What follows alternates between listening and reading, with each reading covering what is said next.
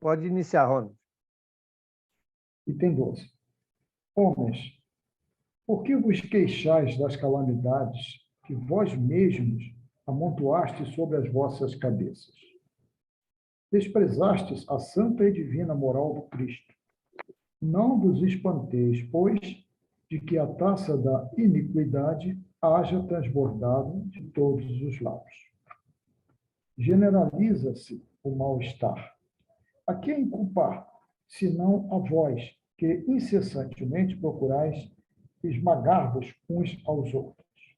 Não podeis ser felizes sem mútua benevolência. Mas como pode a benevolência coexistir com o orgulho? O orgulho, eis a fonte de todos os vossos males. Aplicai-vos, portanto, em destruí-lo, se não lhes quiserdes perpetuar as funestas consequências. Um único meio se vos oferece para isso, mais infalível: tomardes para a regra invariável do vosso proceder a lei do Cristo, lei que tendes repelido ou falseado em sua interpretação. Continua? Pode continuar. Porque a vez de ter em maior estima o que brilha e encanta os olhos do que o que toca o coração.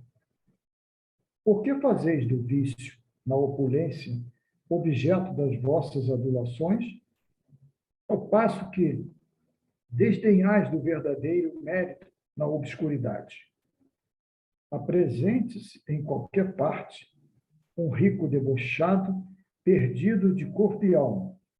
Todas as portas se lhe abrem, todas as atenções são para ele.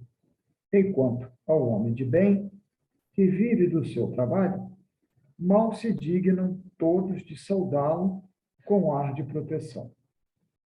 Quando a consideração dispensada aos outros se mede pelo ouro que possuem ou pelo nome de que usam, que interesse podem eles ter em se corrigirem de seus defeitos? Ok, só um minuto. Então, até aqui, né, o Evangelho está nos mostrando aí aonde que nós, muitas das vezes, depositamos as nossas expectativas, né? E, muitas das vezes, damos o devido ou mais valor a uma situação quanto a outra. Então, se nós estamos aqui buscando compreender, né, como disse a Kátia na prece, os conceitos e os ensinamentos da doutrina espírita, que nada mais é do que os ensinos do Cristo alargados, nós temos que começar a construir também em nós a noção de que são os valores espirituais aqueles que devem ser mais valorizados. Então, a partir desse princípio, não terão mais tanta importância assim as posições sociais, as condições materiais, elas serão secundárias, né? Ou até mesmo terciárias em nossas considerações. E nós vamos passar a dar mais valia às questões morais, intelectuais, à nossa posição colaborativa, fraternal, caritativa.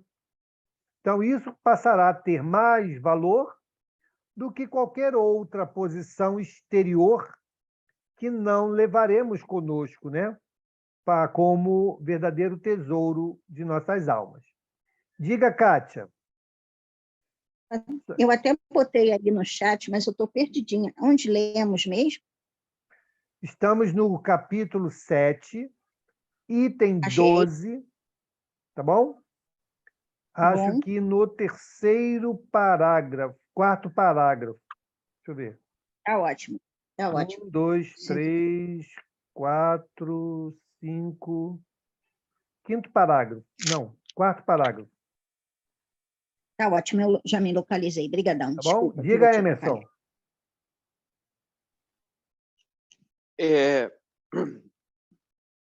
Primeiro, eu concordo que tu falaste, mas assim, ó, eu vejo a dificuldade quando a gente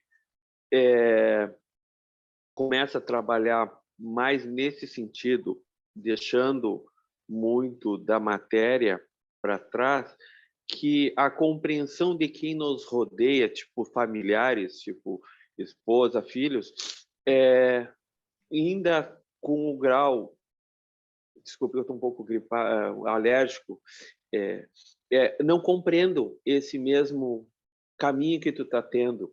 Como a gente evita de a falta de compreensão? A gente tem que continuar, a gente continua no caminho, mas tem que também esclarecer esse tipo de pessoa para elas ficarem conscientes que a condição, se elas não aceitam, tudo bem, mas a gente vai continuar no caminho mais correto de deixar a matéria influenciar o nosso dia a dia. Não sei se eu fiquei claro, ou ficou bastante duvidoso. Então, a sua dúvida está, né, em relação às pessoas que convivem conosco e não têm a mesma percepção, né? Então, o que nós temos que fazer? Continuar nas conversas de esclarecimento, oferecer a elas meios de reflexão para que elas possam compreender a diferença do peso de uma coisa em relação à outra. E uma outra coisa que você falou que a gente precisa entender com clareza é que, em momento algum, a doutrina espírita diz para que você ignore os recursos materiais. Eles estão aí para serem bem utilizados. O que ela nos orienta é que a gente não se aprisione neles. Não faça dos bens materiais e das posições sociais um fim em si mesmo. Ok? Porque tudo isso faz parte de uma composição do nosso plano reencarnatório. Então, nós estávamos acabando de estudar aqui no grupo anterior a esse, o livro Missionários da Luz. E lá no capítulo 12, quando ele vai falar lá sobre a preparação do corpo, né, no plano espiritual, ele fala também sobre isso, né? Como essas experiências, né, que nós planejamos no plano espiritual, elas precisam ser bem compreendidas para serem bem realizadas. Então, quando nós encarnamos, e porventura, né, nessa nova encarnação, nós teremos aí as provações, né, da riqueza, ou da posição social, da ascensão, né, do poder e tudo mais, elas não estão como impedimentos, e sim como, dentro do laboratório evolutivo, um manancial de experiências. Cada experiência dessa vai nos dar condições de nós nos aprimorarmos em um sentido. Em momento algum, a doutrina diz assim, abandona tudo que você tem, como Jesus falou, né, para o jovem rico, né? O jovem rico falou para Jesus, olha, eu faço tudo, eu sigo as leis, eu dou parte do meu dinheiro para os pobres, se alguém eu prejudiquei, eu vou lá e ressarço, eu faço tudo direitinho. Aí Jesus diz assim, faz? Então tá bom. Então vai lá, vende tudo que tens, dá aos pobres e me segue. E aí ele não conseguiu. Mas isso não quer dizer que nós tenhamos que fazer isso. Essa foi a aprovação que Jesus colocou para ele, porque para ele aquilo era aprovação. Mas ele fazia bom uso. Ele fazia bom uso dos recursos materiais, né? Então, é isso que o Evangelho aqui está nos dizendo nessa mensagem. Deixar de lado não significa abandonar, não significa menosprezar, significa fazer bom uso e não se aprisionar nem em posições sociais, nem nos bens que, porventura, nos foram emprestados. Porque nada é nosso. É passageiro. E entendendo a parábola dos talentos, nós vamos compreender qual deve ser a nossa relação com relação a essas coisas, a esses contextos de vida que somos aí submetidos. Ok? Então, respondendo ao Emerson, amigo, converse, faça-os refletir, porque, por mais que você queira, você não vai conseguir mudar a forma deles pensar somente pelo seu querer, mas pelas argumentações, né, onde eles vão ter meios para, repensando a antiga forma de compreensão, possam desenvolver uma nova, tá bom? E é a partir daí que a gente caminha no sentido diferente. Tudo bem? Podemos seguir? Alguém tem alguma pergunta? Então, vamos em frente. Dar-se-ia o inverso se a opinião geral fustigasse o vício dourado, tanto quanto o vício em andrajos. Mas o orgulho se mostra indulgente para com tudo o que lisonjeia. Século de cupidez e de dinheiro, dizeis. Sem dúvida. Mas por que deixaste que as necessidades materiais sobrepujassem o bom senso e a razão? Por que há de cada um querer elevar-se acima do seu irmão? Desse fato, sofre hoje a sociedade as consequências. Não esqueçais que tal estado de coisas é sempre um sinal certo de decadência moral. Quando o orgulho chega ao extremo, tem-se um indício de queda próxima, porquanto Deus nunca deixa de castigar os soberbos. Se por vezes consente que eles subam, é para lhes dar tempo à reflexão e que se emende, sob os golpes que de quando em quando lhes desfere no orgulho para os advertir. Todavia, em lugar de se humilharem, eles se revoltam. Então, cheia a medida, Deus os abate completamente, e tanto mais horrível lhes é a queda, quanto mais alto hajam subido. Ok. Então, veja aí, né? Quando aqui no Evangelho, né, diz que Deus nos abate completamente, abate aonde, gente? No nosso orgulho.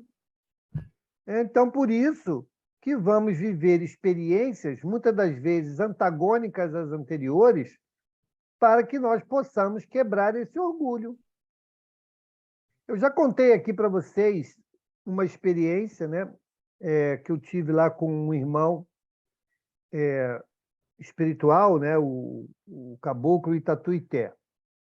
Então, eu fui perguntar para ele, né, quem ele era, quem ele tinha sido.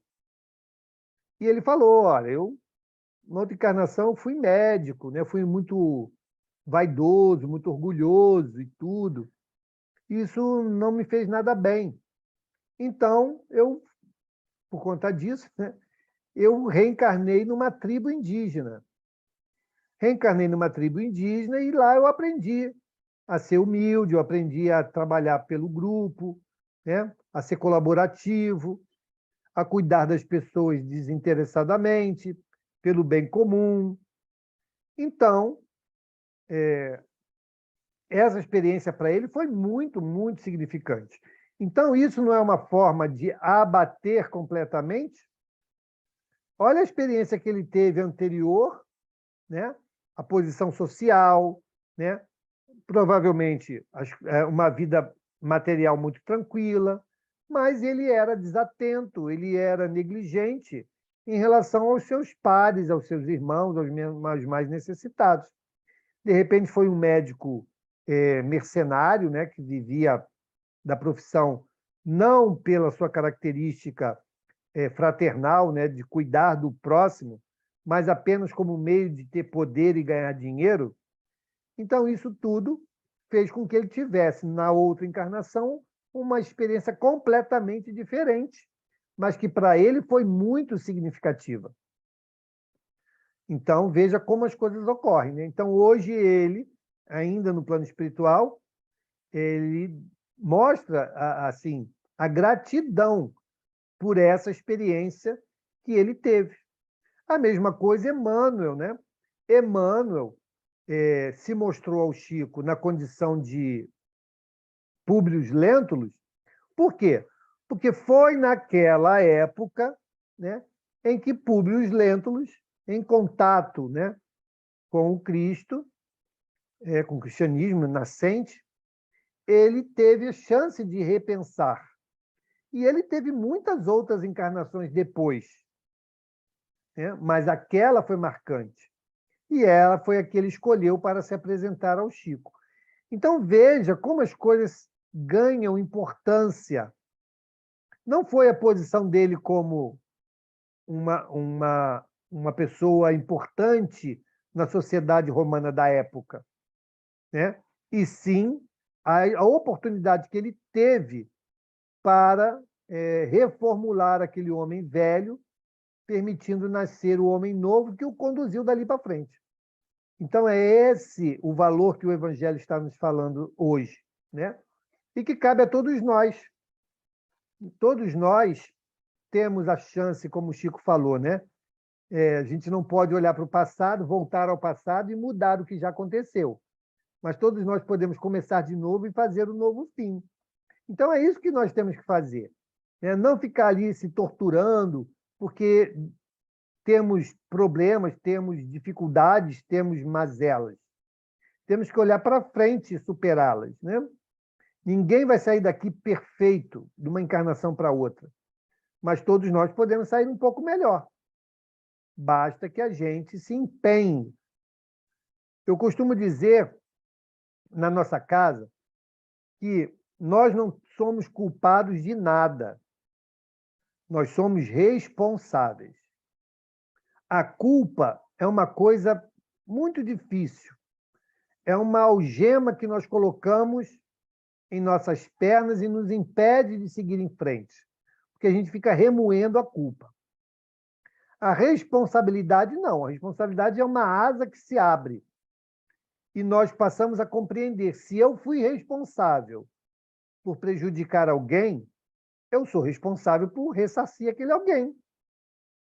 Isso nos liberta, né? Então, a gente não fica ali remoendo aquilo que nós fizemos de errado. Nós compreendemos o erro e partimos para a reparação. É isso que nós temos que fazer, né? E começar a desenvolver em nós essa libertação da culpa e nos revestirmos da responsabilidade que nos cabe diante das nossas escolhas. Tudo bem? Podemos seguir? Vamos em frente. Pobre raça humana, cujo egoísmo corrompeu todas as sendas, toma novamente coragem, apesar de tudo. Em sua misericórdia infinita, Deus te envia poderoso remédio para os teus males, um inesperado socorro à tua miséria. Abre os olhos à luz.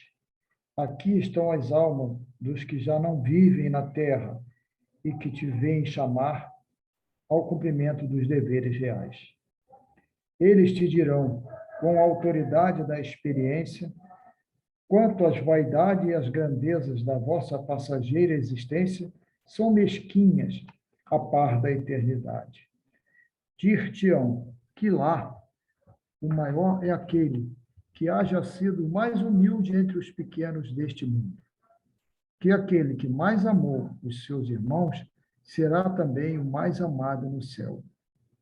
Que os poderosos da terra, se abusaram da sua autoridade, ver-se-ão reduzidos a obedecer aos seus servos, que finalmente a humildade e a caridade, irmãs que andam sempre de mãos dadas, são os meios mais eficazes de se obter graça diante do Eterno. Quem disse isso foi Adolfo, bispo de Argel, em Marmande, 1862. Então, olha que coisa fantástica, né? Um bispo que tem uma alta posição, né, na estrutura da igreja, traz essa reflexão aqui. Muito, muito apropriada. Então, ele diz lá, né, que é a caridade e a humildade as nossas defesas, né? Não vou dizer armas, não. As nossas defesas contra o orgulho, contra o egoísmo, contra a vaidade. Porque o egoísmo nos impede de fazer algo em favor de alguém. O orgulho nos impede de enxergar em nós as nossas fraquezas e falhas. A vaidade sempre vai buscar nos colocar no ponto mais alto, aonde esta vaidade nos conduzir. Então, a humildade é o inverso de tudo isso. Por maior que nós sejamos naquele momento, naquela encarnação, nós não vamos buscar a evidência. Nós vamos buscar, muitas das vezes, até a situação mais disfarçada, né? Mais oculta, porque não nos interessa ser reconhecido. O humilde não está preocupado em ser reconhecido naquilo que faz. Ele simplesmente quer ajudar, ele quer ser útil. E nesse impulso vem a caridade como instrumento de ação. Porque ninguém faz a caridade, gente, se tiver orgulho, vaidade e egoísmo. Não faz. É mais forte do que ele não consegue fazer. Agora, mas eu conheço pessoas orgulhosas, pessoas egoístas que fazem, que ajudam. Opa, então ela já está num processo de mudança.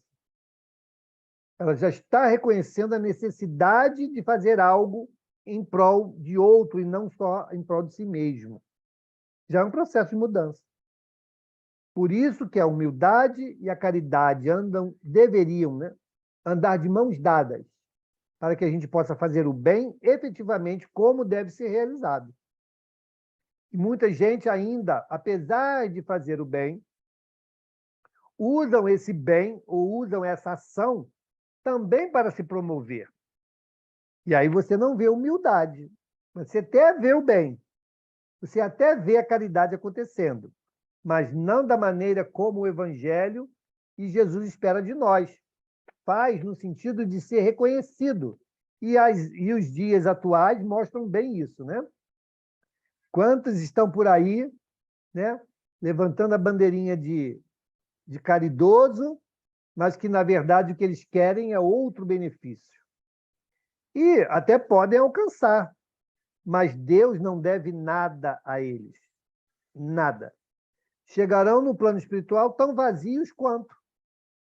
Porque o que eles buscaram, eles encontraram.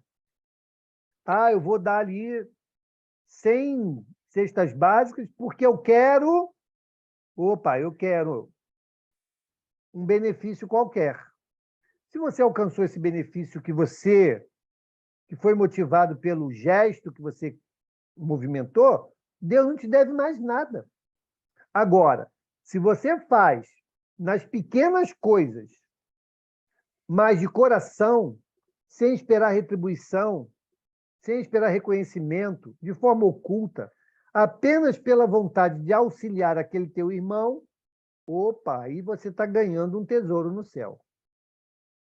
Então, é isso. Essa é a reflexão. Por isso que nós temos que nos esforçar para fazer o bem. Eu também costumo dizer o seguinte, olha só. Hoje nós temos que fazer força para fazer o bem. Né? Nós até fazemos. Chegará o dia que nós seremos bondosos. O bem será uma naturalidade em nós, como foi citado aqui a passagem de Jesus.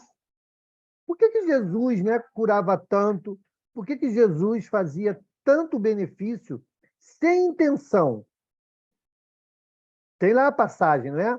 A mulher tocou nas suas vestes e ficou curada. E Jesus disse, uma virtude saiu de mim, alguém me tocou. Então, ele não precisava querer fazer. Naturalmente, a sua condição promovia o bem em torno dele. Isto é uma pessoa bondosa. Então, nós ainda temos que lutar para compreender o que é o bem, compreender que temos que fazer o bem e nos esforçarmos para fazer esse bem. vai chegar o dia em que isso não vai ser necessário. Nós faremos isso naturalmente, como respiramos naturalmente. Então, é isso que o Evangelho está nos motivando à reflexão, né? Na noite de hoje. Tudo bem? Podemos seguir? Vamos em frente. A missão do homem inteligente na Terra. Item 13.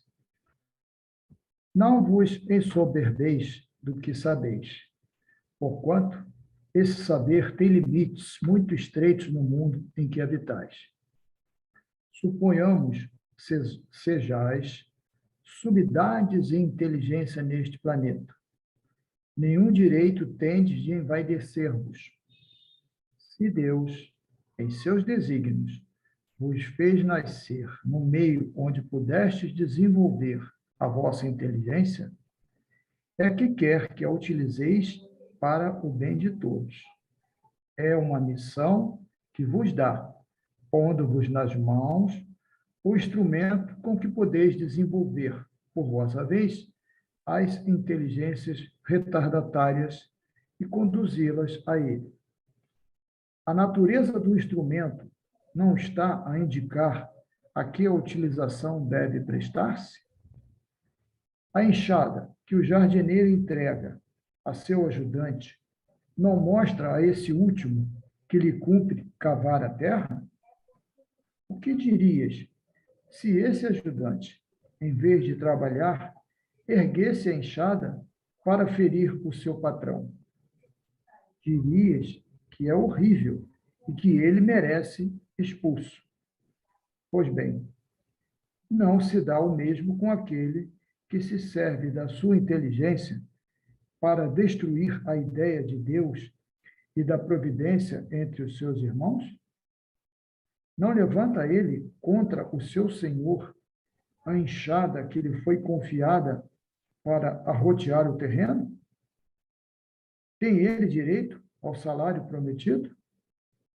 Não merece, ao contrário, ser expulso do jardim?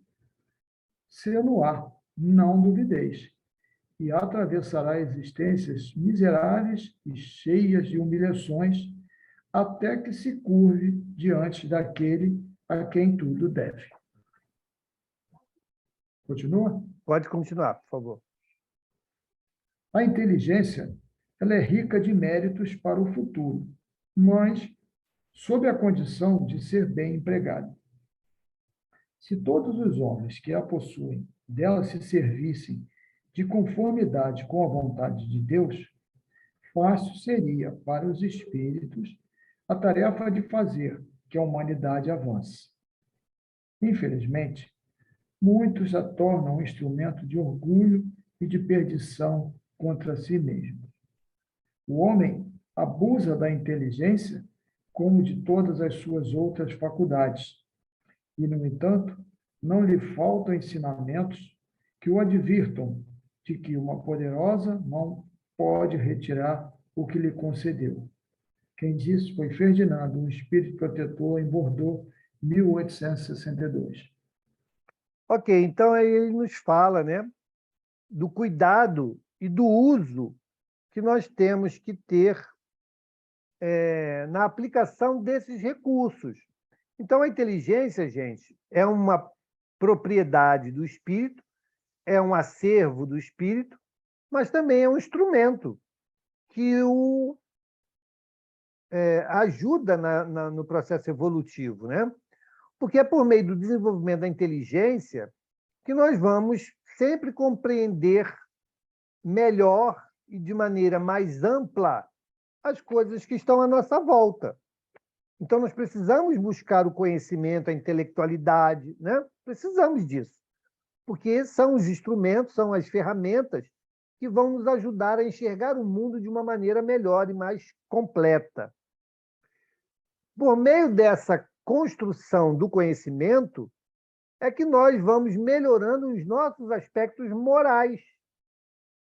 Porque ninguém evolui moralmente antes de compreender o porquê deve melhorar. Se nós não compreendemos o porquê que temos que ser bons, porquê que tem que fazer o bem, por que que uma série de coisas, se nós não tivermos essas respostas, nós não mudamos. Então, primeiro damos um passo na intelectualidade, para depois darmos o passo seguinte na moralidade. É assim que funciona. Ninguém vai ser bom sem antes compreender o motivo de ser bom, o porquê tem que ser bom. Ninguém vai mudar um hábito se não entender que aquele hábito já não deve mais ser daquela forma, e sim de outra. Então, primeiro a gente reflexiona, a gente pondera, para depois escolher uma mudança. Então, a inteligência, o conhecimento, é um instrumento muito importante. É por meio dele que nós escolhemos o bem ou o mal, ou não é? Claro que é.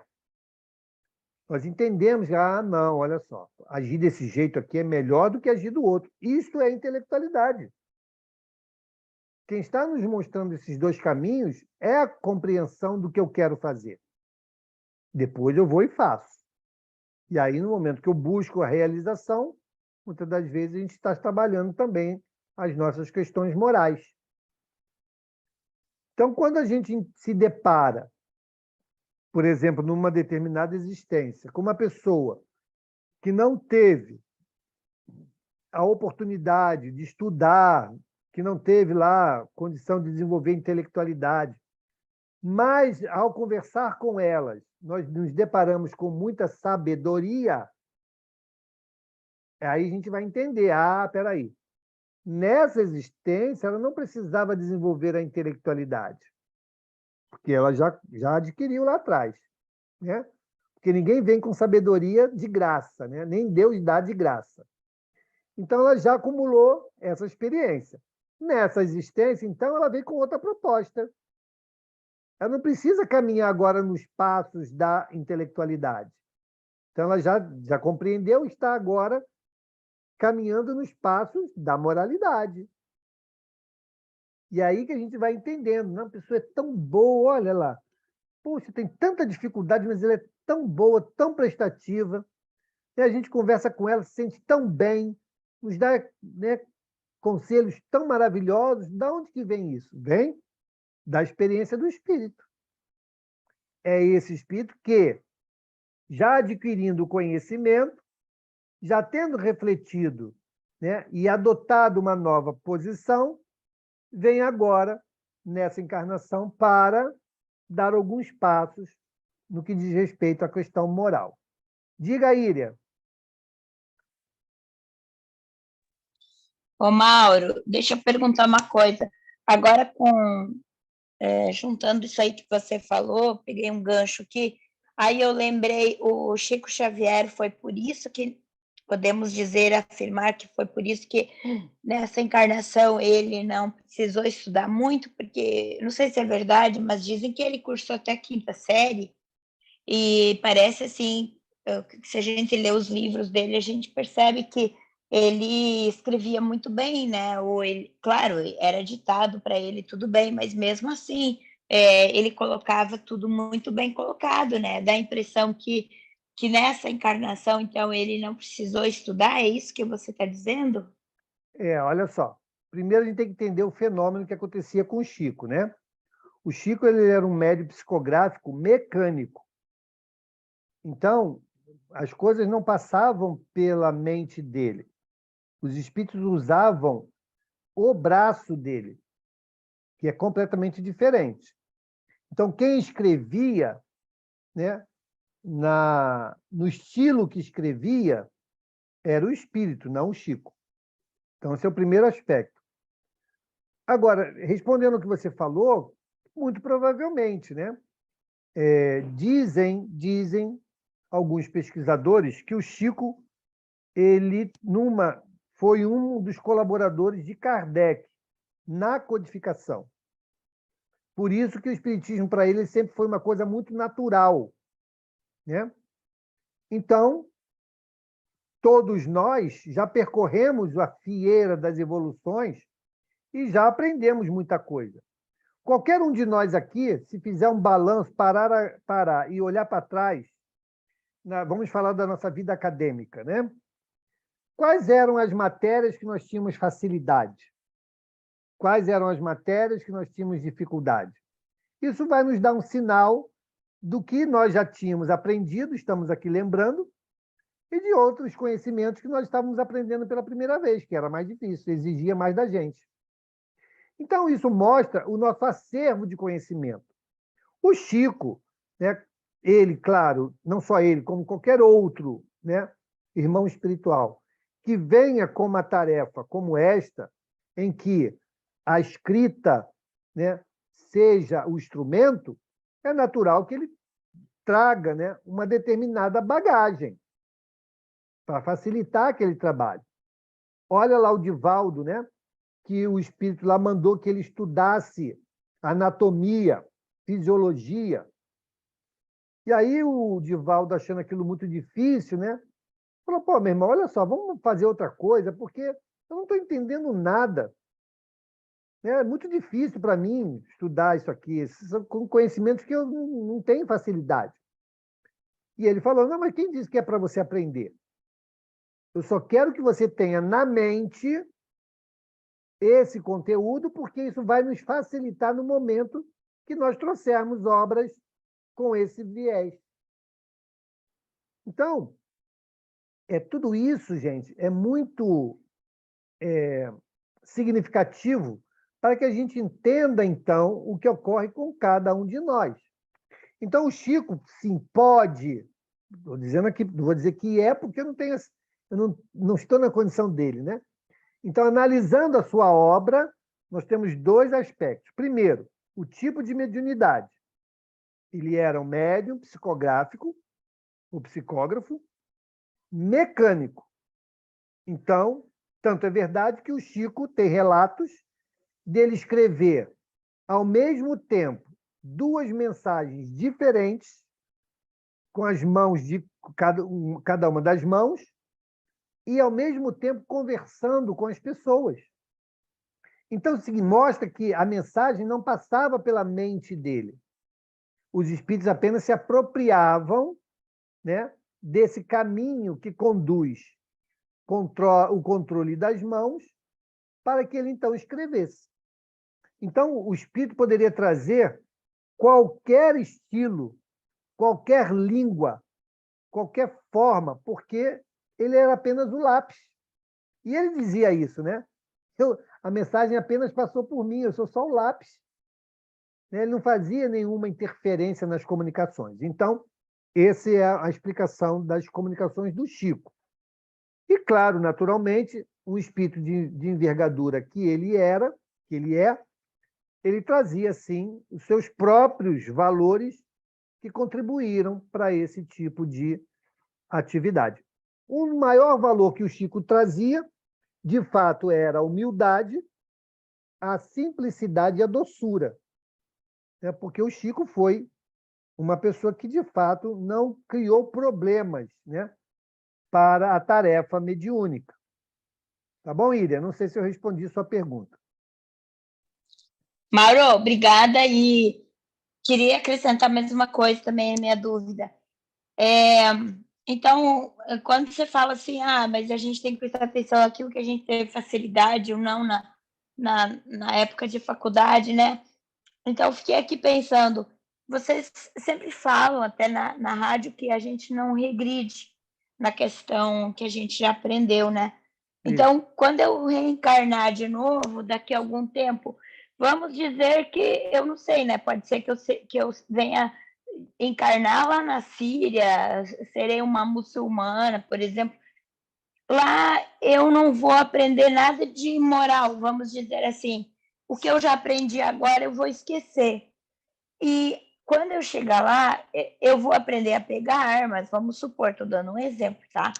Vai que lá eu nasça no meio de uma família brigona, que acha que tem que matar todo mundo, vou pegar uma arma por aí, vou matar. Tá, e eu estou falando muçulmano, mas não é nada não contra os muçulmanos, pode ser qualquer outro lugar, né? Que me ensine a matar, a ser má.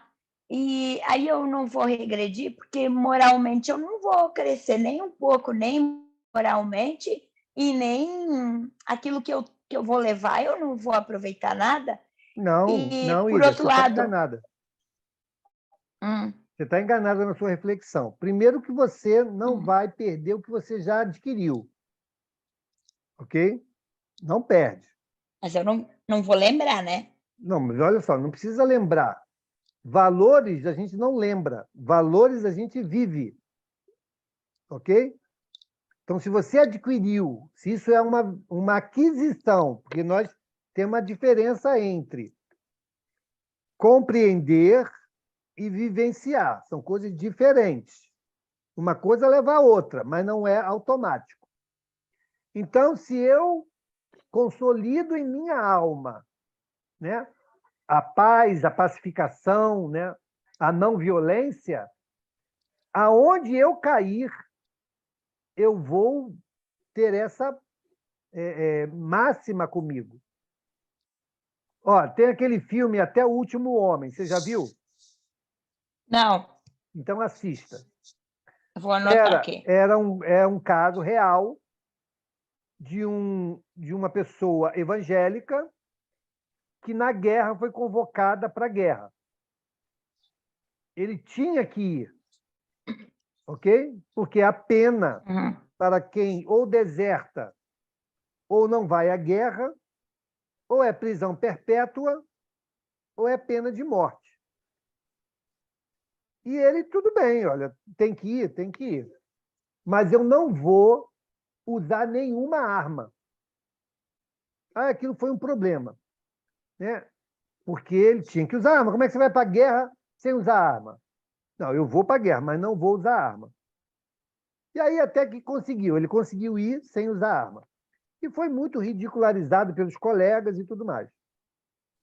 Pois bem, esse homem salvou, eu não sei quantos soldados,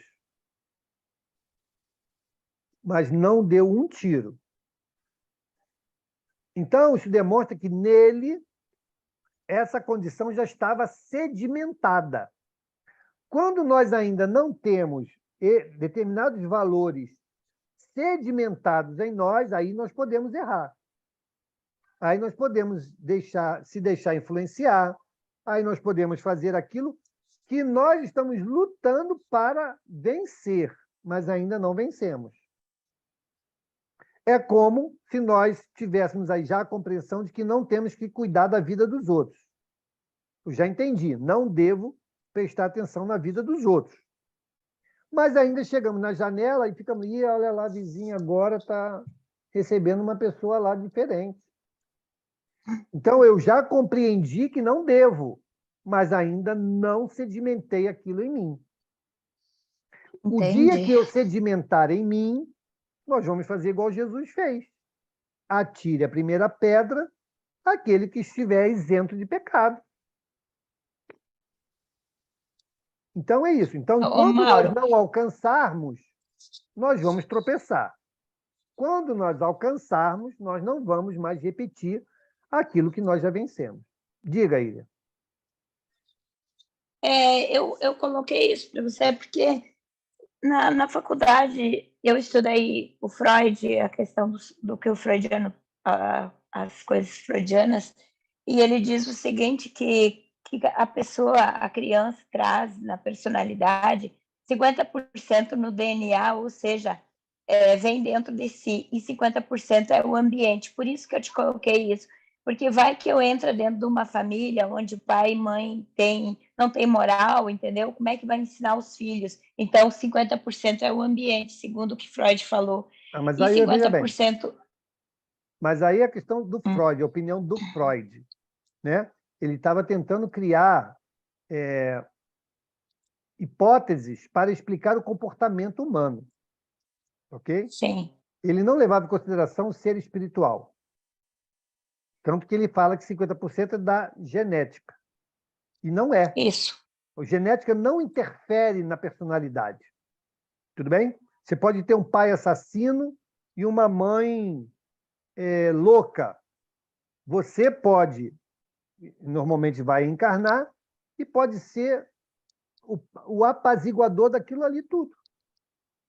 Porque você é um espírito que traz em si a sua história espiritual. Não é a genética que vai determinar que você vai ser aquilo ou vai ser aquilo outro por força de uma fatalidade. Jamais. Então, são as aquisições morais. Essas, sim. Aquilo que o espírito adquiriu e sedimentou, ele não vai perder mais. E onde quer que ele caia, Beleza. ele não vai regredir. Tudo bem? A menos que o ambiente vai fazer, né? Não. Porque a outra parte ambiente, seria não. ambiente. Não. O ambiente não é suficiente para demovê-lo das suas aquisições, uma vez que está sedimentado. O ambiente só vai ser relevante se ele não estiver convicto e convencido e sedimentado daquelas questões. Ok? Ó, um outro caso. Tinha um jovem que era atendido lá na nossa casa, lá, na primeira casa que eu convivi, muitos anos. Ele morava numa comunidade. Os irmãos dele eram envolvidos com tráfico. E vivia atrás dele, aqui, ó, tudo com tênis bom, tênis de marca, roupa de marca, dinheiro na mão, e sempre chamando ele para entrar naquela vida. E ele nunca aceitou. Sempre trabalhou, estudou, era aquela luta, os irmãos chacoteando dele. Ele nunca aceitou. Por que ele caiu naquele meio? Justamente para provar que ele tinha aqueles valores sedimentados e não ia ceder. Por isso a gente cai dentro desses contextos, né? Esses contextos a gente não cai à toa. O meio que nós caímos não é hostil, ele é um laboratório que vai nos dar as condições que precisamos para provar aquilo que nós achamos que já alcançamos. Então, não é o meio, somos nós. Se nós não sedimentamos, consolidamos determinados valores, o meio, ele aí sim, ele pode favorecer o meu tropeço novamente. Mas se eu estiver com aquilo firme, de propósito, o meio não é suficiente para mudar quem somos. Diga, Kátia. Eu vou corroborar com outro exemplo. Meu pai era fumante inveterado. E minha mãe se separou dele com 3 anos. Quando eu tinha 3 anos, não por esse motivo, mas foi bom até por causa também do fumo. Mas toda vez que ele vinha me visitar, ele queria fumar. Eu, com 5 anos de idade, eu falava para ele, eu odeio isso. Ou você fuma, ou eu volto para casa. O que você quer? E chegava até horas que ele estava sentado na mesa e eu tirava o cigarro da boca dele.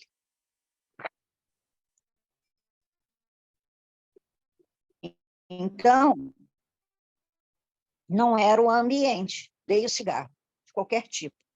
Até hoje. Inclusive, assim, eu nunca namorei com ninguém que fumasse.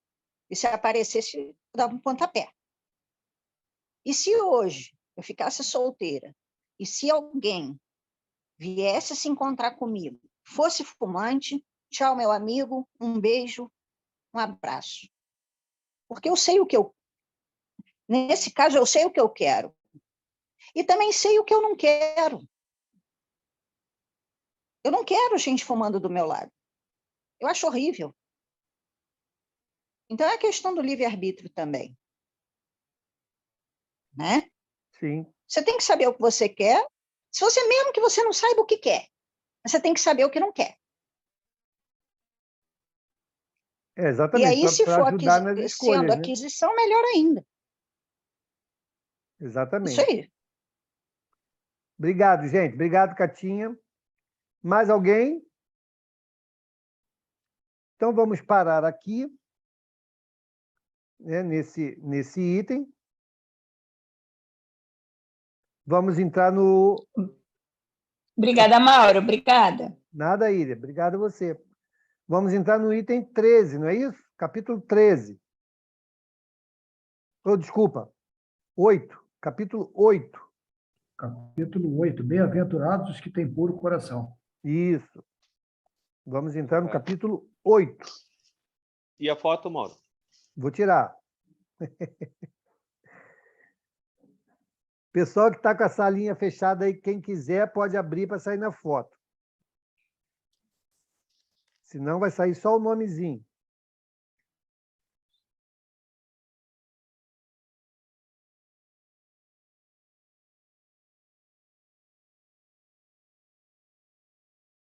Pronto. Vamos então fazer a nossa prece. Antes da nossa prece, deixa eu parar aqui.